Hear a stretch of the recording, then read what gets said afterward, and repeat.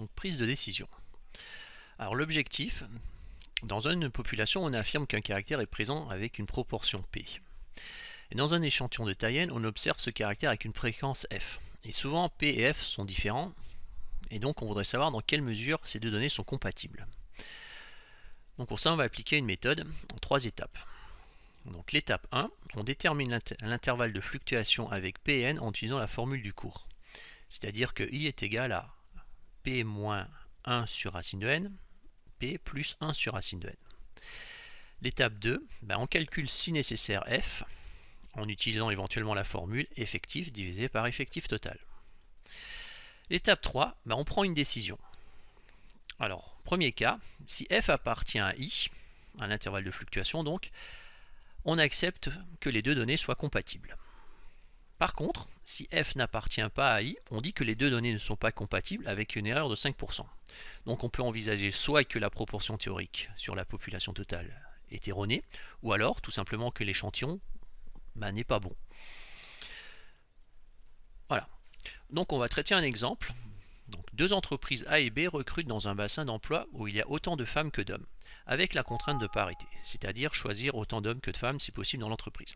Alors dans l'entreprise A, il y a 2500 employés, dont 1150 femmes. Dans l'entreprise B, il n'y a que 100 employés pour 43 femmes. Est-ce que ces entreprises respectent bien la contrainte de parité? Alors on va modéliser donc tout ça avec une population dont le caractère étudié est la parité. Donc par exemple la proportion de femmes elle est donc de P égale 0,5. Alors dans un premier temps on va extraire un échantillon de taille 2500 dont on va voir qu'il y a 1150 femmes. De l'autre côté on va extraire un échantillon de taille 100 et il n'y aura que 43 femmes à l'intérieur. Donc revenons au premier exemple et donc on va d'abord calculer l'intervalle de fluctuation donc dans le premier cas. Donc pour calculer l'intervalle de fluctuation, on a donc besoin de deux données qui sont donc P et N. Donc P égale 0,5 et puis N est égal à 2500. Donc on remplace dans la formule et on obtient par calcul l'intervalle qui va de 0,48 à 0,52.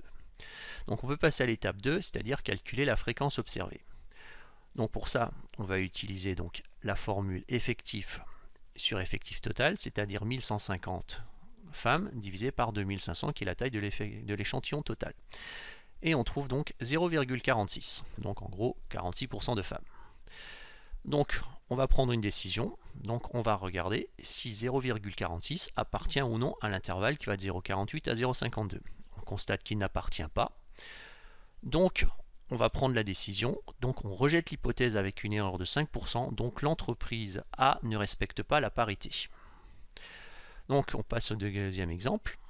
Donc on applique donc la même formule pour calculer l'intervalle de fluctuation, mais cette fois-ci on remplace. Donc P toujours par 0,5, mais N par 100. Donc ce qui nous fait un intervalle de fluctuation qui va de 0,4 à 0,6. Donc cette fois-ci on va calculer la nouvelle fréquence observée, c'est-à-dire que on prend toujours donc la formule effectif sur effectif total. Donc ici on va prendre 43 divisé par 100 et on obtient donc 0,43. Donc 43% de femmes dans cette entreprise.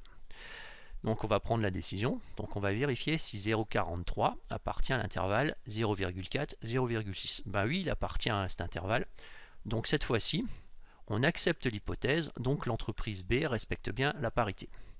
Donc on peut faire un petit constat sur cet exercice, c'est qu'on a beau avoir des pourcentages plus élevés, comme par exemple 46% dans cette situation, et un autre que 0,43, et pourtant c'est le plus bas qui respecte la règle des 50%.